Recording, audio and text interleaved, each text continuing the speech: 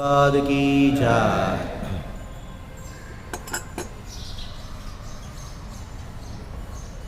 ओम नमो भगवते वासुदेवाय।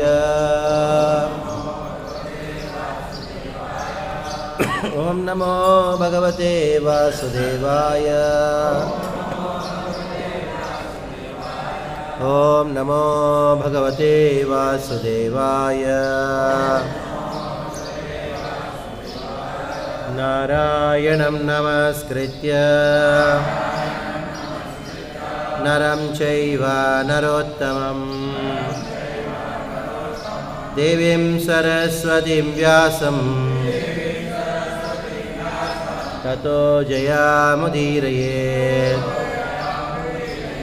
नष्टप्रायेषु भद्रेषु नित्यं भागवत सेवया भगवती उत्तमा श्लोके भक्तिर्भवति नैष्ठिकी।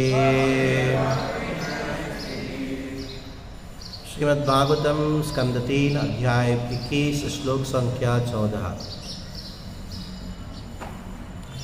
ये मायया ते हत मेधशः त्वत् पदारविन्दं भव सिन्धु पोतम् उपासते कामलवाय तेषां राशि ईश कामान् निरये अपि ये स्युः। ये मायया ते हतमेधसस्त्वत् ये मायया ते हतमेधसस्त्वत् पदारविन्दं भव सिन्धुपोतम् पादारविन्दं भव सिन्धुपोतम् उपासते कामलवाय तेषाम् उपासते कामलवाय तेषाम् राशीष कामान् निरयेऽपि स्युः। राशीष कामान् निरयेऽपि स्युः। ये मायया ते हतमेधसस्त्वत् पादारविन्दं भव सिन्धुपोतम् उपासते कामलवाय तेषाम् राशीष कामान् निरयेऽपि स्युः। ये जो व्यक्ति माया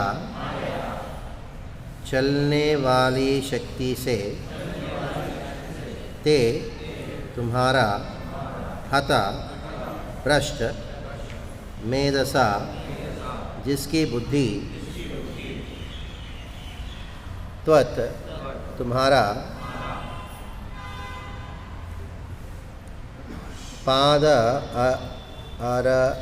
पादारविंद चरण कमल भव संसार का सिंधु सागर पोतम पार करने की नाव उपासते पूजा करते हैं कामलवाय क्षुद्र सुखों के लिए तेषाम उनकी राशि देते हो। ईशः हे ईश्वर कामान इच्छाएं निरये नरक में अपि भी ये जो कुछ करते हैं स्यु प्राप्त हो सकती है। अनुवाद तात्पर्य डिवाइन ग्रेस एसी भक्ति वेदांत स्वामी श्रील प्रभुपाद जी के द्वारा। श्रील प्रभुपाद की जय। आपके चरण कमल संसारिक अज्ञान के सागर को पार करने के लिए सच्चे पोत नाव के तुल्य है। माया के वशीभूत केवल अज्ञानी पुरुष ही इन चरणों की पूजा इंद्रियों के क्षुद्र तथा क्षणिक सुख की प्राप्ति हेतु करते हैं, जिनकी प्राप्ति नरक में सड़ने वाले व्यक्ति भी कर सकते हैं। तो भी ये हे भगवान, आप इतने दयालु हैं कि उन पर भी आप अनुग्रह करते हैं। तात्पर्य, जैसा कि भगवत गीता के 7वें अध्याय में कहा गया है, भक्तों की 2 कोटियाँ हैं। पहले वो जो भौतिक सुख चाहते हैं, और दूसरे वे जो ईश्वर का सेवा के अतिरिक्त और कुछ नहीं सोचते। भौतिक सुख जो कुकर तथा सुकर भी प्राप्त कर सकते हैं, जिसका जीवन अत्यंत नारकीय होता है। सुकर की खाता होता और संभोग का पूरा आनंद उठाता है, और इस संसार के ऐसे भी खाता है, ऐसे ही नारकी सुख से अत्यंत प्रसन्न रहता है। आधुनिक योगी उपदेश देते हैं कि चूँकि मनुष्य को इंद्रियां हैं, अतः उसे भी कुत्ते तथा बिल्लियों की भांति उनका पूरा उपयोग करना चाहिए, और साथ ही योग का अभ्यास भी करना चाहिए। यहाँ पर कर्दम मुनि ने इनकी निंदा की है। वे कहते हैं कि ऐसे भौतिक सुख नारकी जीवन बिताने वाले कुत्तों तथा बिल्लियों के लिए है। भगवान इतने दयालु है कि यदि तथाकथित योगी इन नारकीय सुखों से तृप्त हो जाता है, तो वे उन्हें उन समस्त भौतिक सुखों को इच्छानुसार प्राप्त करने की छूट देता है, किंतु उन्हें कर्दम मुनि के समान सिद्ध अवस्था नहीं मिल सकती। वास्तविकता तो यह है कि नारकीय तथा आसुरी लोग यह जानते ही नहीं कि सिद्धि का परम साध्य क्या है। फलतः वे इंद्रिय तृप्ति को ही जीवन का उच्चतम लक्ष्य मान बैठते हैं। वह यह उपदेश देने लगते हैं कि इंद्रिय तृप्ति के साथ ही वे कुछ मंत्र सुनकर यह और कुछ उस आसन करके सिद्धि की कामना कर सकते हैं। ऐसे व्यक्तियों को यहाँ पर हत मेधसहा कहा गया है, अर्थात जिसके दिमाग खराब हो चुके हैं। ऐसे लोग योग सिद्धि या ध्यान के द्वारा भौतिक सुख की कामना करते हैं। भगवान ने भगवद गीता में कहा है कि जो देवताओं की पूजा करते हैं, उनकी बुद्धि भ्रष्ट हो चुकी होती है। इस प्रकार यहाँ भी कर्दम मुनि कहते हैं कि जो योग अभ्यास के द्वारा भौतिक सुख की कामना करता है, समझ लो उनकी बुद्धि बिगड़ चुकी है और वह महामूर्ख है। वस्तुतः योग के उत्तम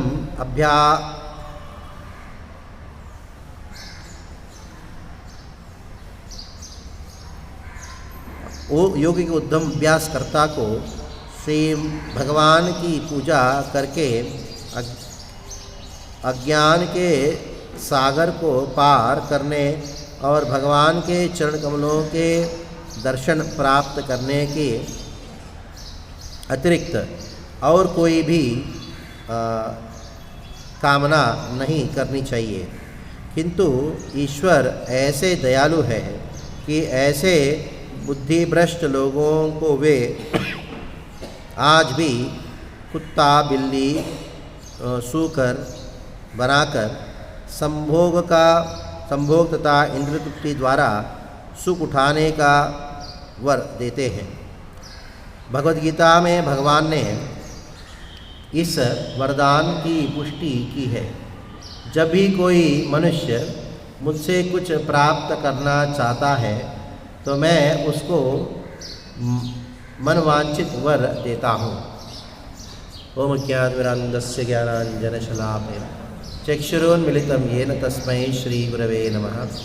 श्रीचैतन्यमनोभीष्टं स्थापितं येन भूतले स्वयं रूप कदा मह्यं ददाति स्वपदान्तिकं।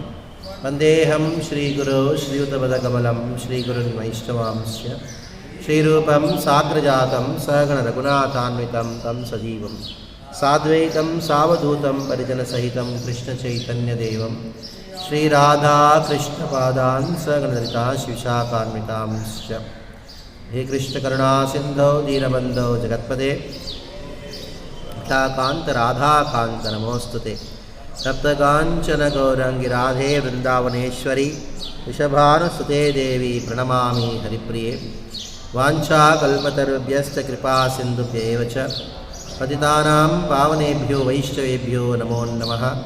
जय श्री कृष्ण चैतन्य प्रभु नित्यानंद श्री अद्वैत गदाधर श्रीवासादि गौर भक्त वृंद।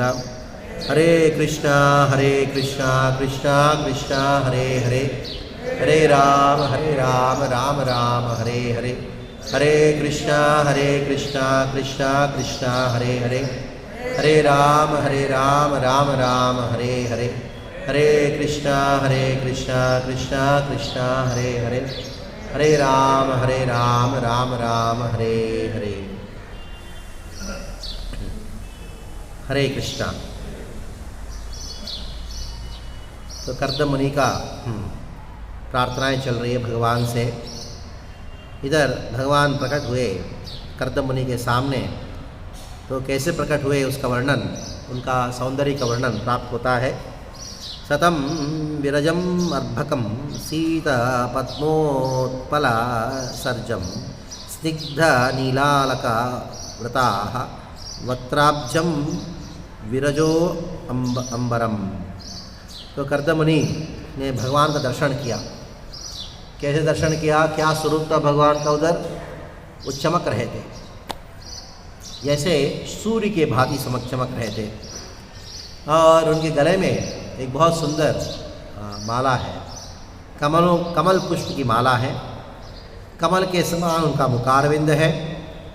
भ्रमर के समान उनके जो बाल है, घुंघराले बाल है, वो आवृत हुए हैं।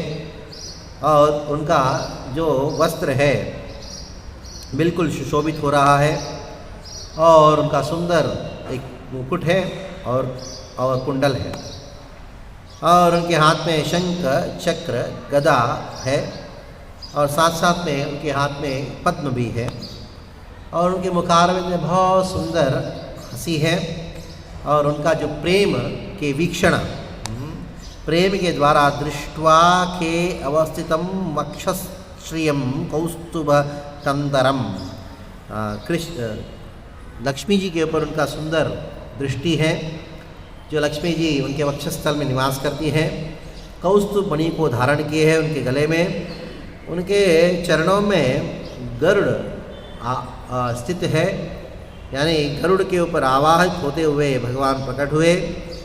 और जैसे भगवान प्रकट हुए तो कर्दम मुनि के हृदय में आनंद का एक सागर उत्पन्न हुआ, क्योंकि आनंद से आप्लावित हो गए कर्दम मुनि। तो उन्हें सीधा दंडवत किया, अपने चरणों को स्पर्श किया और उठ के खड़े हुए, दोनों हाथ जोड़ते हुए इस प्रकार की प्रार्थना करना प्रारंभ किए। स्वभावात्मा कृतांजलि गीरविस्तु अभ्यगृणात प्रीति, गृणात प्रीति, बड़े प्रेम के साथ कर्दम मुनि प्रार्थना करना प्रारंभ किए। तो भगवान का दर्शन प्राप्त करके कर्दम मुनि के हृदय में दैन्य भाव उत्पन्न हुआ। दैन्य भाव को व्यक्त करते हुए पहले श्लोक में कर्दम मुनि इस बात को कहते हैं, हे भगवान, आपका दर्शन करना असंभव है। बहुत योगा सिद्धि प्राप्त करने के बाद भी आपका दर्शन दुर्लभ है, लेकिन आपने मेरे सामने बहुत ही कम समय में, मैं ज़्यादा योग का अभ्यास नहीं किया था, आप तुरंत ही मेरे सामने आप प्रकट हो गए। ये मेरा महान सौभाग्य है। जब आपको भगवान का विशेष करुणा की अनुभूति होती है तो स्वाभाविक तरीके से हृदय में दैन्य भाव प्रकट होता है। जैसे मान लो कि आप बैठे हो, अचानक कोई आके आपको, जैसे भिखारी है समझ लो, 1 लाख रुपए दे देता है, तो भिखारी पहले क्या अनुभव करता है? वो आनंद का अनुभव नहीं करता। भिखारी क्या अनुभव करता है?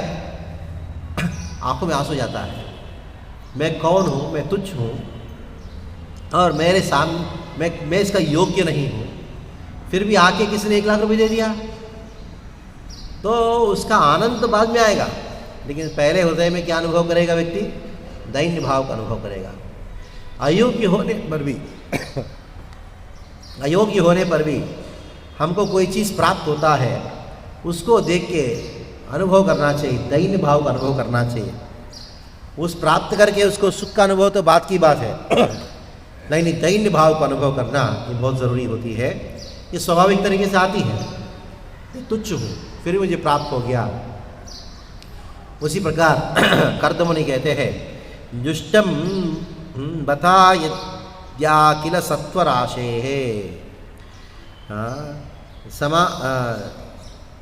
सांसिध्यम अक्षणोस्तव दर्शनम नः यद्दर्शनम जन्मभिर ईड्य सद्भिः आशास्ते योगिनो रूढ़योगाः। आशास्ते योगिनो रूढ़योगाः। बड़े बड़े योगीगण अनेकों साल का तपस्या करने के बाद भी जो प्राप्त नहीं कर सकते, मैंने प्राप्त कर लिया। कैसे प्राप्त किया? बड़े आसानी के साथ प्राप्त कर लिया। ये मेरा हृदय की भाव व्यक्त करना चाहता हूँ। ये आश्चर्य की बात है, मेरे जैसे तुच्छ व्यक्ति को आपने अपार करुणा से मुझे आपने दर्शन दिया। ये एक तो मैं अपने हृदय में दैन्य भाव को तो अनुभव कर ही रहा हूँ, लेकिन साथ साथ में कर्दम मुनि कहते हैं ये आश्चर्य की बात है। आश्चर्य कब होता है? जब सिस्टम के अनुसार होता है, उसमें कोई आश्चर्य नहीं है। जैसे मूक व्यक्ति बोलना प्रारंभ करे, ये आश्चर्य है, लेकिन बोलने वाला बोलता है तो कोई आश्चर्य बात नहीं है। कोई लंगड़ा जो है वो पहाड़ को लांघ लिया तो आश्चर्य की बात है, लेकिन यानी असंभव चीज़ संभव होता है तो उसको कहा गया आश्चर्य। कभी आश्चर्य होता है, नॉर्मल है तो कौन सी आश्चर्य की बात है? देखो, हाँ, तो भगवान का जो कृपा है, कृष्ण कृपा जो है, वो भक्त के हृदय में आश्चर्य, अद्भुत रस को आस्वादन कराता है। तो कर्दम मुनि अद्भुत रस को आस्वादन कर रहे हैं, दैन्य भाव को व्यक्त कर रहे हैं।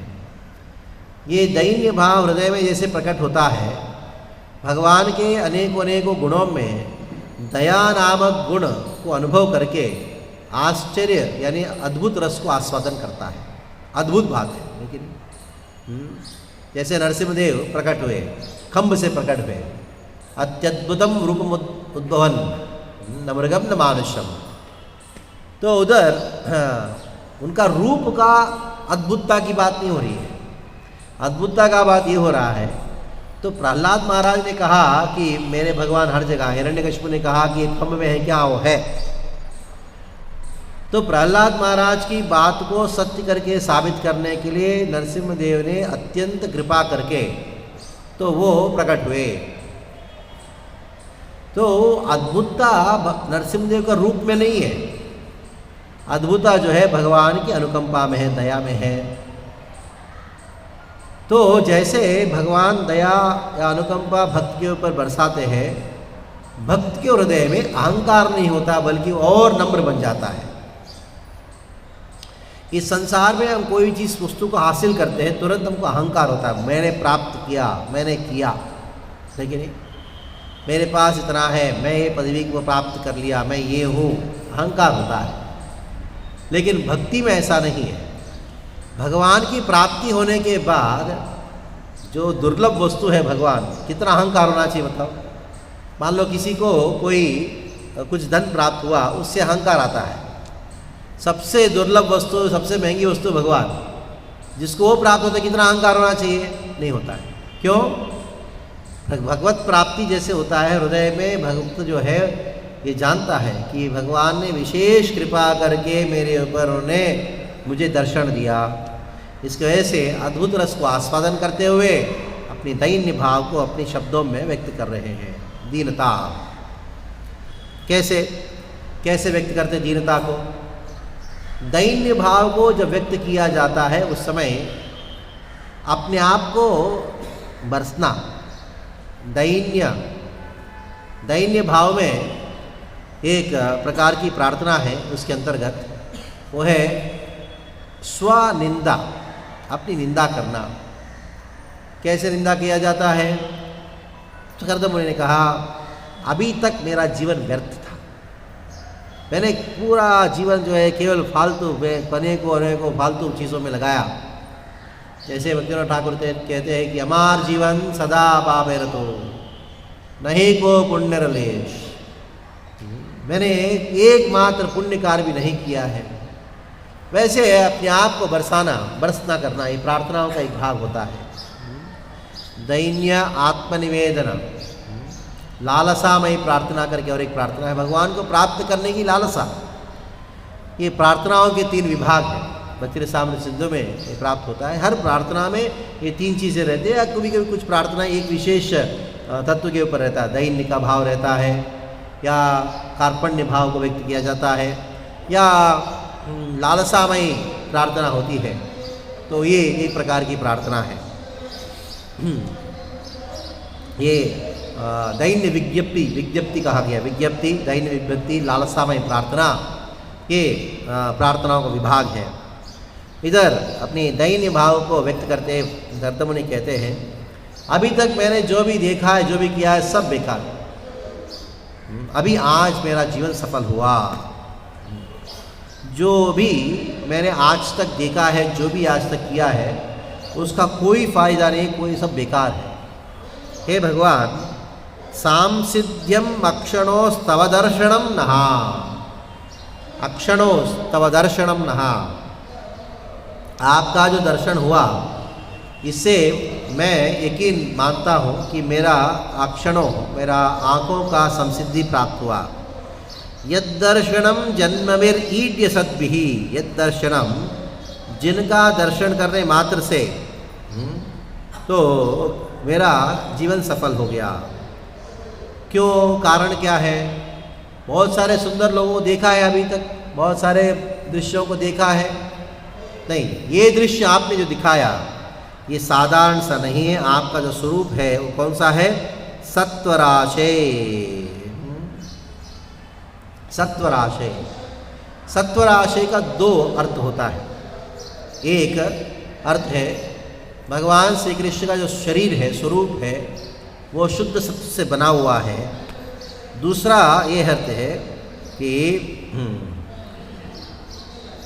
आपका जो स्वरूप है वो हर जीव से, जिस संसार में जितने भी जीव है, उन जीवों का ही आप स्वरूप हो। भौतिक और आध्यात्मिक जगत का आप स्वरूप हो। इसलिए राशे है, यानी राशि मतलब जीव राशि का मूर्तिमान स्वरूप आप। इसलिए जीव जब तक आपका दर्शन नहीं करता तब तक वास्तविक सिद्धि को प्राप्त नहीं करता। आगे कहा गया यद्दर्शनम जन्मभिर ईड्य सद्भे आशास्ते योगिनो रूढ़ योगः।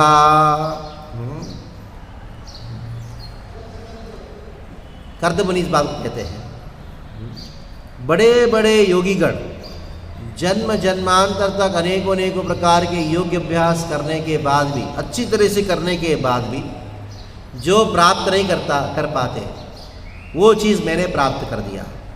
कैसे प्राप्त किया? बहुत कम समय में, बराबर साधना नहीं करने के बाद भी मैंने आपको प्राप्त किया।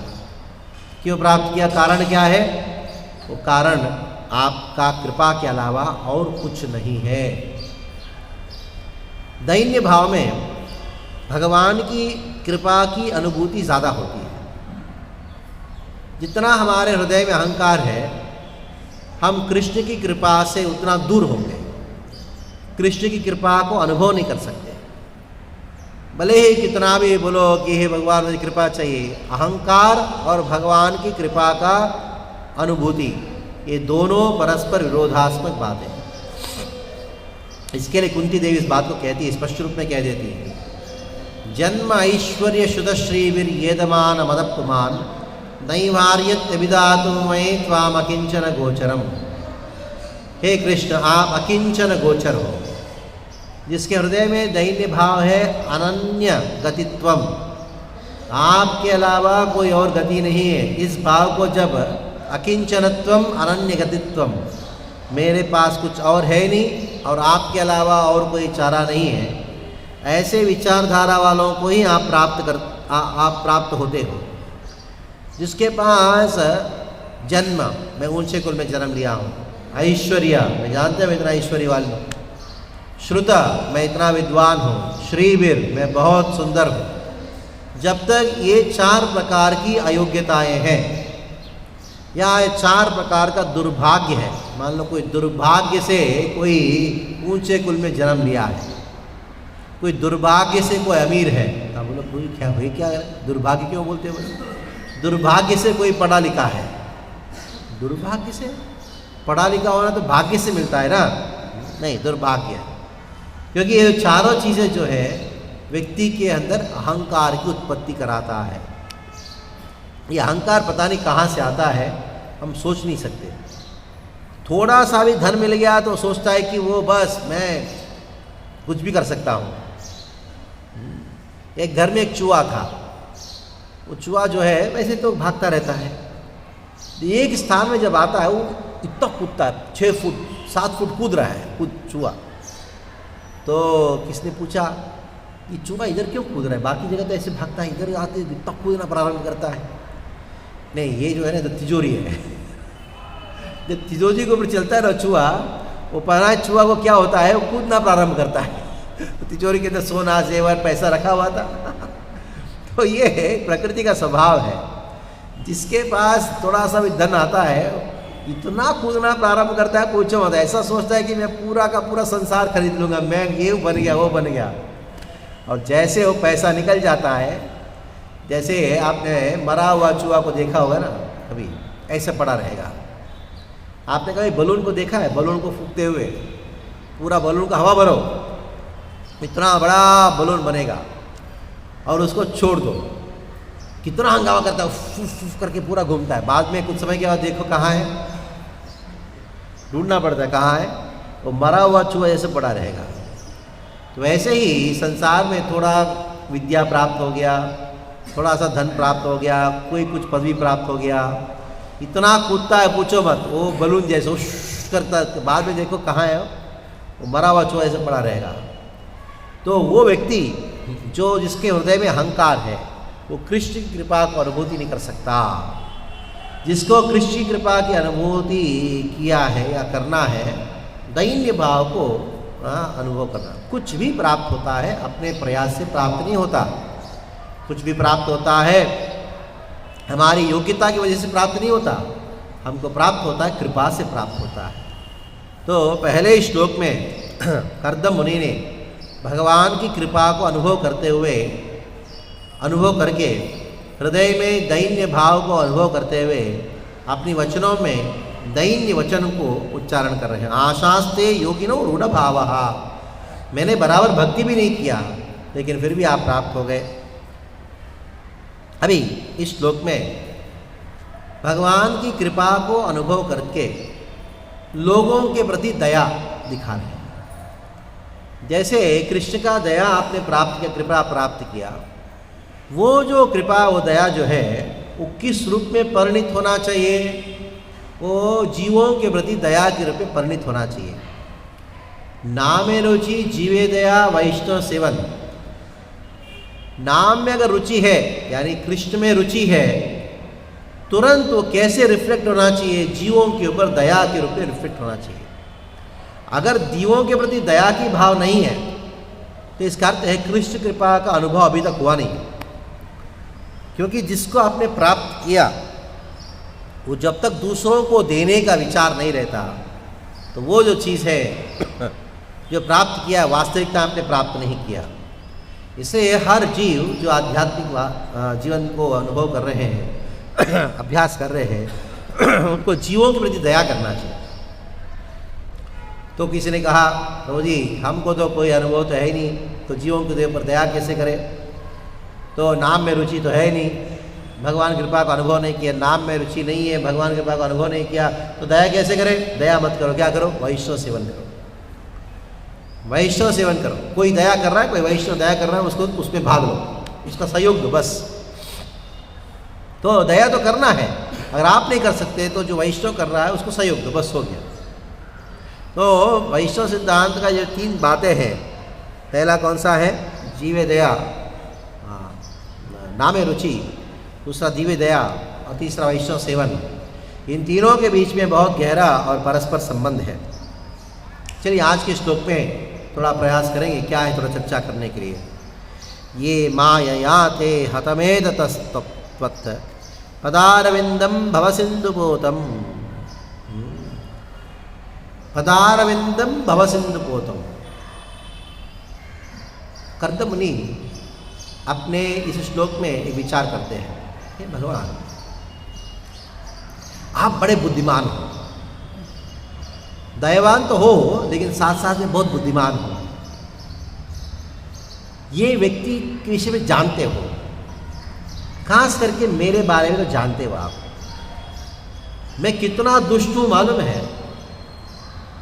मैंने आपको प्रार्थना किया, आपके ऊपर ध्यान किया, आपके लिए नहीं किया, ये अपनी इच्छा की पूर्ति के लिए किया। फिर भी आपने इतना दया दिखाया क्योंकि आप बुद्धिमान हो। दया के साथ साथ में आपने बुद्धि भी लगाया। क्या बुद्धि लगाया मालूम है? आप जानते हो ये व्यक्ति मेरे पास मेरे लिए नहीं आया, ये व्यक्ति मेरे पास मेरे लिए नहीं आया। किसके लिए आया? वो पत्नी के लिए आया है, कोई राज्य के लिए आया है, कोई भौतिक इच्छा लेके आया है। आप जानते हुए भी आप उनका इच्छा पूरा करते हो। आपका कृपा का कोई सीमा नहीं है और आपका बुद्धि का भी कोई सीमा नहीं है। मूर्खों को भी आप उद्धार करते हो। पदारविंदम भवसिंधुपोतम उपासते कामलवाय तेषाम, कामलवाय तेषाम। लवा मतलब थोड़ी सी कुछ तुच्छ इच्छाओं को पूर्ण करने के लिए जो आपके पास आते हैं उनका इच्छा भी आप पूर्ण करते हो। क्यों पूर्ण करते हो? क्या कारण है? क्या कारण है आप इतना पूर्ण करने के पीछे? आप राशीष कामाम निरयेपि यस्युः, राशि आप उनके कामनाओं को भी पूर्ण करते हो। क्या आप चाहते हो क्या पूर्ण करना? नहीं चाहते। वो जानते हो इसकी जो कामना है वो उस कामना से उसका बिगड़ने वाला है, फिर भी उसकी कामना पूर्ण करोगे। ना चाहते हो भी आप उसकी कामना पूर्ण करते हो। जब कोई भक्त का भौतिक इच्छा को भगवान पूर्ण करते हैं कभी भी भक्त ये नहीं समझना चाहिए कि भगवान मेरे ऊपर प्रसन्न होके मेरे ऊपर कृपा किया है। कभी कभी क्या होता है, आप किसी को प्रसन्न किया तो वो आपको कृपा करेगा, है कि नहीं? प्रसन्न करके कृपा। लेकिन कभी कभी ऐसा होता है अप्रसन्न होने पर भी आपका इच्छा पूरा कर देते हैं। जैसे कोई बच्चा है, उसको आइसक्रीम खाने हैं, पिछले हफ्ते बुखार में तो हॉस्पिटल में भी था, ठीक होके घर में आया, 2 दिन हुआ बस, दवाई अभी भी ले रहा है। बाज़ार में घंटी बज रहा है, आइसक्रीम वाला था ना, छोटे छोटे गांव में शहरों में घंटी बजाया मतलब आइसक्रीम वाला आया, कोई आपको कुछ मिठाई बेचने वाला आया। तो बच्चा माँ के पास जाता है, माँ रसोई पका रही है।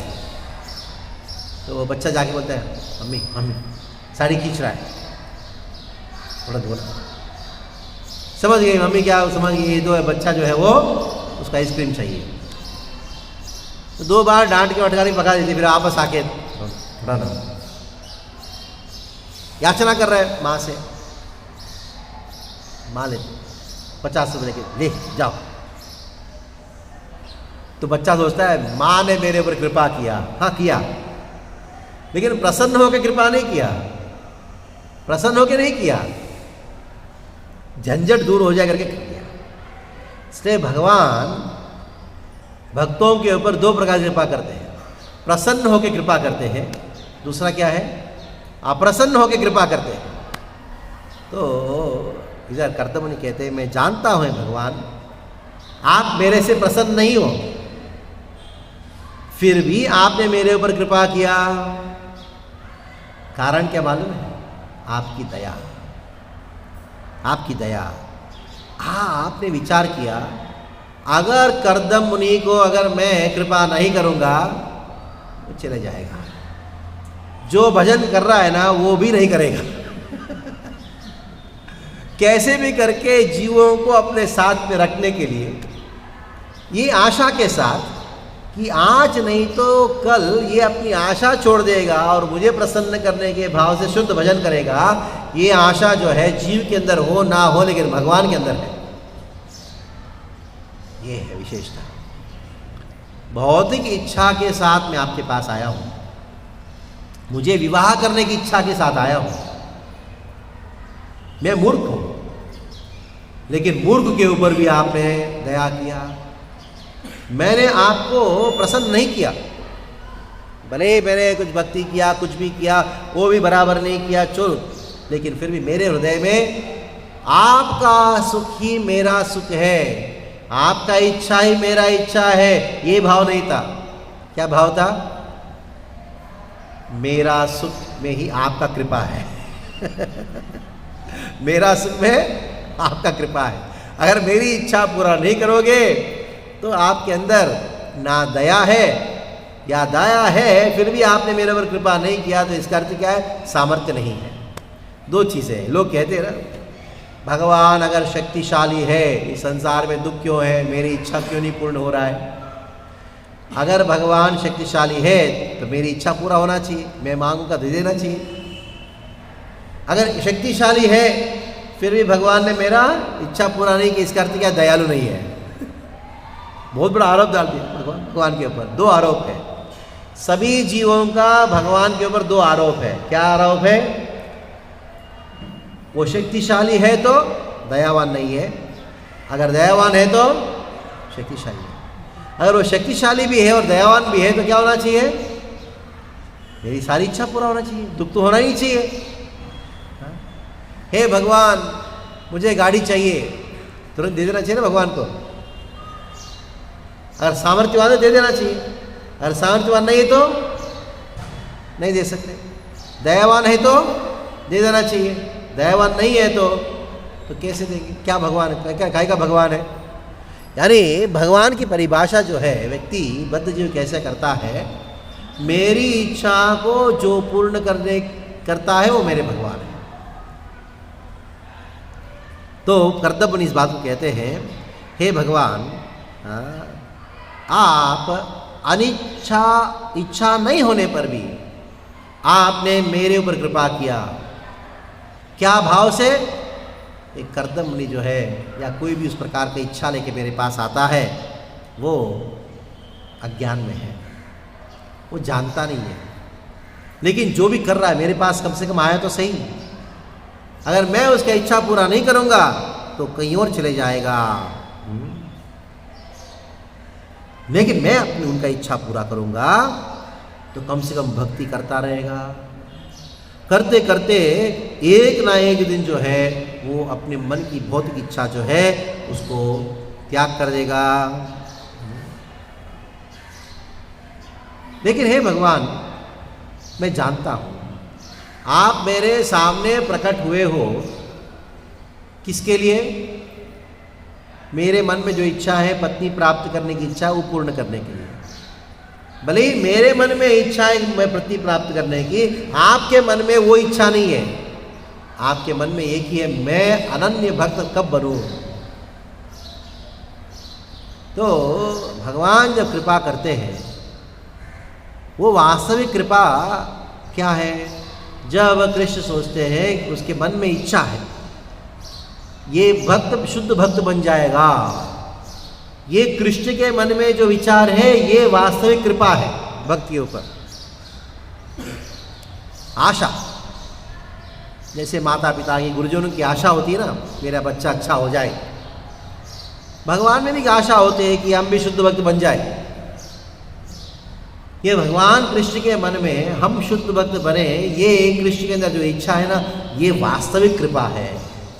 कर्दमुनि जानते हैं, इसने कहा कि पत्नी, बच्चे, परिवार, संपत्ति, ये सब जो है वो व्यक्ति को कहाँ लेके जाता है? राशीष कामाम निरयेपि यस्युः।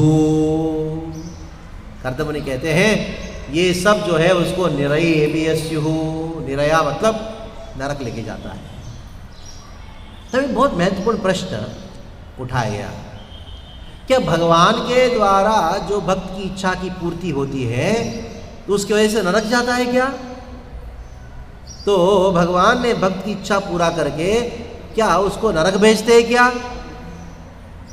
तो कर्दमुनि के भाव के अनुसार ये श्लोक लिखा गया है। ये लाइन में निरयेपि यस्युः, लेकिन वास्तविकता में हमारे आचार्यगण ने कहा कि कर्म के अनुसार सत्कर्म करता है स्वर्ग जाता है, दुष्कर्म करता है तो नरक जाता है।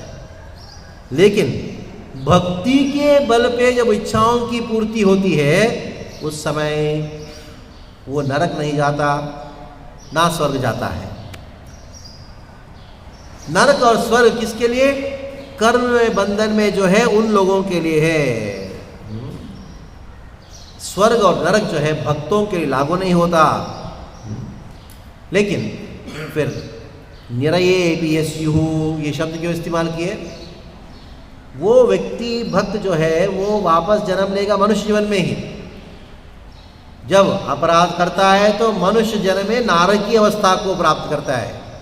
मनुष्य जन्म में अगर कोई भौतिक इच्छा के साथ भगवान का पूजा करता है, भक्ति करता है, तो मनुष्य जन्म में ही स्वर्गीय सुख को प्राप्त करता है। वो स्वर्ग या नरक नहीं जाता, मनुष्य जन्म जरूर प्राप्त होगा। कम से कम इतना है। इसलिए कहा गया ना भगवद गीता में, नेहा विक्रम नाशोस्ति प्रत्यवायो न विद्यते स्वल्पमप्यस्य धर्मस्य त्रायते महतो भयात्। थोड़ा सा भी अगर कोई भक्ति करता है तो महान भय से वो मुक्त हो जाता है। कौन सा है महान भय? अगले जन्म में जानवर का शरीर प्राप्त करना, ये महान भय है। वो भय से मुक्त होता है। थोड़ा सा अगर कोई भक्ति करता है उसको निश्चित रूप में मनुष्य जन्म तो जरूर प्राप्त होगा। उनको और कोई चिंता करने की जरूरत नहीं है। भक्त को एक ही चिंता करना है कि मेरा हृदय में सद्भाव रहे, शुद्ध भक्ति की भावना जागृत हो और कोई इच्छा ना हो, क्योंकि ये भगवान की इच्छा है।